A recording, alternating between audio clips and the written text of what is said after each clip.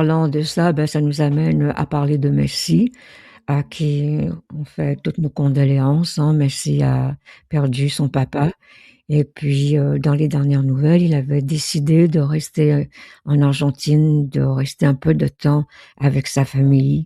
On ne donnait pas de date quand il allait revenir et puis soudainement ce matin, ben, Casemiro a dit: «Oui, il est revenu». En plein milieu d'un match, il est apparu et il est de retour.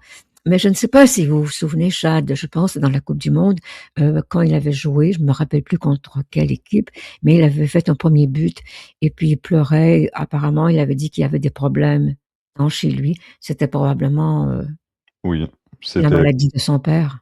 ouais, c'était directement relié à ça parce qu'il a écrit un long message au sujet de son papa, sur Instagram et il Mhm. a dit que, bah, c'était une lettre, ouverte, à son papa, puis il a dit que justement, juste avant que la coupe du monde commence, c'est là qu'il a commencé à être malade, plus sérieusement. Donc c'est sa coupe du monde a un petit peu été, Ben, carrément pour lui, en fait. Elle a été dédicacée à lui, donc c'est sûr que même à la fin, à la coupe du monde, à la fin, donc la finale, le match contre l'Espagne, on le voyait avec les larmes et tout, ben, oh mon maintenant Dieu. tout s'explique. Ouais. Cette image-là va rester gravée hein, dans cette Coupe du Monde 2026 de Messi. Mais enfin, il est de retour, donc il va reprendre un peu.